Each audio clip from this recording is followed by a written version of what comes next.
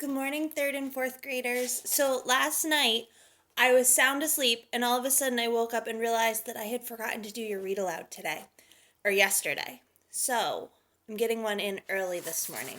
This is chapter 4, and this is called The People of Ballard Creek. The mining camp was on the side of the creek, and on the other side were cabins where the people of the town lived. There was a little bridge over the creek just past the cook shack, so you could go back and forth from the camp to the town without getting your feet wet. Bo waded in the creek to get to town when she had her rubber boots on, sometimes when she was barefoot too, but not so often when she was barefoot, because the water was bitterly cold. It wasn't very long ago, Arvid told Bo, not even 30 years, that there wasn't anything at all here. No town, no mining camp, just the creek, all lonesome by itself. 30 years seemed to Bo like a long time, but Arvid said it was just the blink of an eye, really. There were 6 old prospectors who lived in the town all year because they'd quit prospecting, too old to do the work. Everyone called them the old-timers. Saul was the old-timer who Bo and Oscar thought told the best stories about the old days in Ballard Creek. He had been there from the beginning, since the stampede. "What's a stampede?" Bo had asked Saul. "A stampede is when a whole lot of people rush someplace to find gold," Saul told them. "Craziness, really. That's what a stampede is."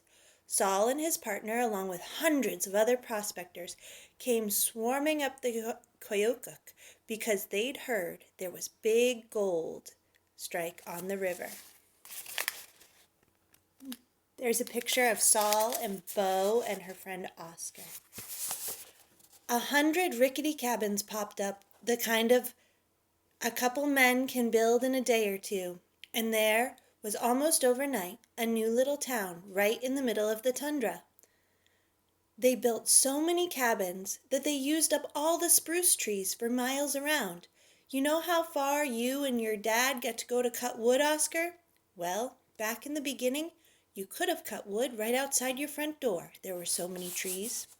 "Too bad," said Oscar, when he'd thought that over. "They were too greedy for trees." "Stampeders don't exactly worry about what they'll leave behind," said Saul. "Just one thing on their mind, getting rich." Pictures of that stampede time were pinned up on the roadhouse wall.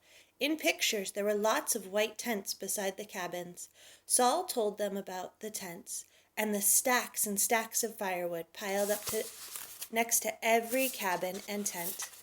The tents had signs on them that Milo, the roadhouse man, read for them. "Laundry done here, Smokey's restaurant, haircuts, 2 bits." Most of the stampeders partnered up so they could look out for each other, help each other out. Saul's partner in those old days was Harry Ballard. He was a good partner, Saul told Bo and Oscar. "Talked all the time, but that was okay. Made up for me. I never had much to say." Saul looked sadly at his gnarled old hands. "Killed by a bear right there on the creek. Harry almost on the spot where the bridge is." Bo's eyes stretched wide, trying to imagine a bear crunching her bones. "Was you with him when the bear got him?" Oscar asked. "No, he was prospecting on his own while I was out at our claim, digging a shaft.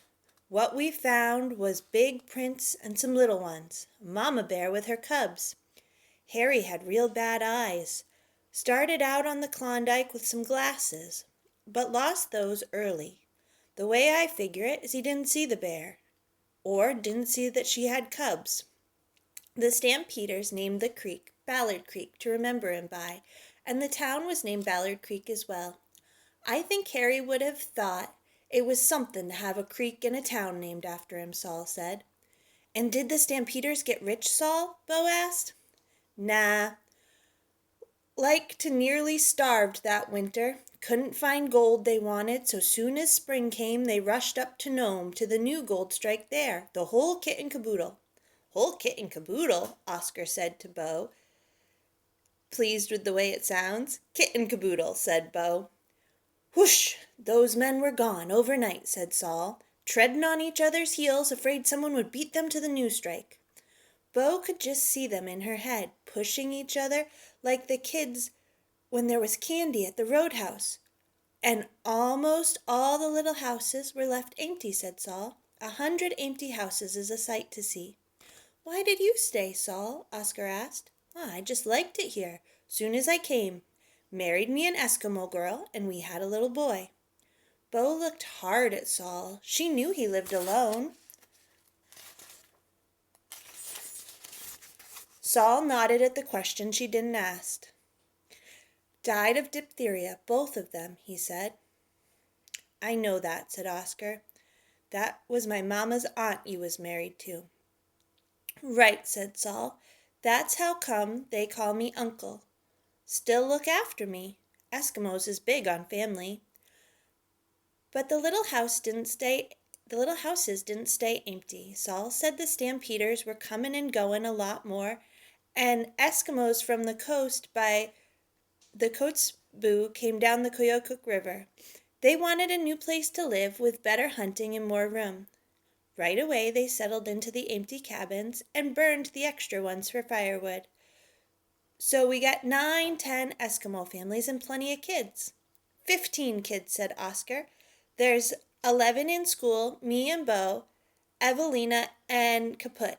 We're the ones not in school, so that's 15. Lucky for you, Bo, Saul said. Most mining camps I ever seen didn't have any children at all. I was lucky because of Oscar, smiling, happy Oscar. Bo and Oscar had played together since they were babies. Arvid and Jack used to tease Bo about the way she pulled Oscar's long black shock of hair when she couldn't even walk yet. Even though Oscar was a little older than Bo, Bo was bigger than he was. But Oscar didn't mind that Bo was bigger. He was too happy-go-lucky to mind anything. So now there were about 30 little cabins scattered higgly-piggly along the dusty, rutted paths. All of them had windows that looked out onto the Koyokuk River. Milo's roadhouse was right in the middle of the town, and it was the only building with 2 stories. There was a little school cabin and a tiny house for the wireless where people sent telegraphs, and next to that was the tall wireless tower. There was a big old building that used to be a dance hall, but the windows were boarded over because they didn't need a room that big for dances anymore. All the dancing was at the roadhouse. And this was who lived in Ballard Creek: the Eskimos, the old-timers, the boys from the mine, Milo at the roadhouse, some good-time girls, Lily and Uvella, and in the winter, Miss Sylvia, the teacher. Bo and Oscar and the other children had a busy time visiting them all. The miners who had claims on the creek outside of town would walk into town whenever there was something going on, like 4th of July or Christmas, or just whenever they got lonesome out on their claims. Sometimes they walked in 10, 20, 30 miles just because they wanted to dance. There was always dancing at Ballard Creek, and all someone had to do was ring the bell at the roadhouse, and everyone in town would come to dance. Jack used to brag about them. People of Ballard Creek are the dancingest people I ever heard tell of, and the walkingest, he said.